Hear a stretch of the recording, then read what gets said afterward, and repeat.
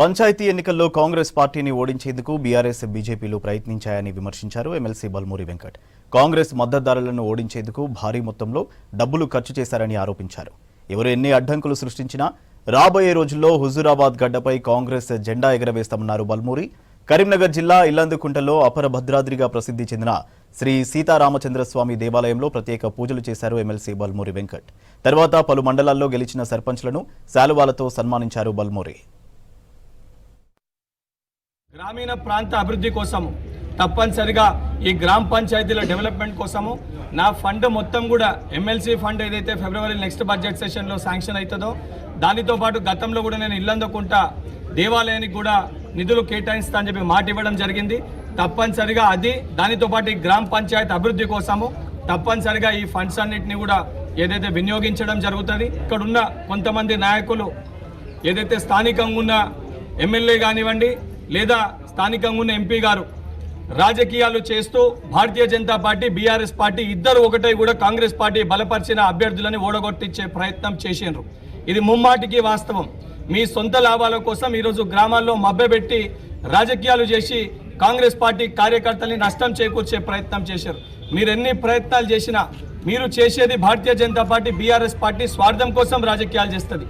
కానీ కాంగ్రెస్ పార్టీ మా ముఖ్యమంత్రి గారు తెలంగాణ రాష్ట్ర సంక్షేమం కోసం తెలంగాణ రాష్ట్ర అభివృద్ధి కోసం ఇతర పార్టీలో సర్పంచులు గెలిచినా తప్పనిసరిగా ఆ గ్రామాలను కూడా ఏదైతే గతంలో బీఆర్ఎస్ పార్టీ చెప్పినట్టు మా నాయకుడు లేడు మేము అభివృద్ధి చేయమనే విధంగా ఆ రకంగా మాట్లాడకుండా తప్పనిసరిగా ఏదైతే ప్రతి గ్రామాన్ని కూడా అభివృద్ధి చేసే విధంగా దానితో పాటు కాంగ్రెస్ పార్టీ కార్యకర్తలు ఎక్కడైతే సర్పంచ్లుగా గెలిచారో పర్సనల్గా వాళ్ళందరినీ కూడా శాసన మండలి సభ్యులుగా నేను కానీ స్థానికంగా ఉన్న కృష్ణారెడ్డి గారు కానీ దానితో పాటు స్థానికంగా ఉన్న పోటీ చేసిన అభ్యర్థి మా సోదరుడు కానీ మేమందరం కూడా ఈ గ్రామాలన్నింటినీ కూడా ఏదైతే పోటీ పడి దత్తత తీసుకొని ఈ గ్రామాలన్నింటినీ కూడా 100% డెవలప్మెంట్ చేసి కాంగ్రెస్ పార్టీ సర్పంచ్ని గెలిపిస్తే డెవలప్మెంట్ ఈ రకంగా ఉంటుంది, పని అడగకముందే పని చేస్తారని చెప్పే విధంగా గల్లా ఎగిరేసి సర్పంచ్ తిరిగే విధంగా గ్రామాల్లో చెప్పుకునే విధంగా వార్డు మెంబర్లకి సర్పంచ్లకి తగిన గౌరవం ఇప్పిస్తాము.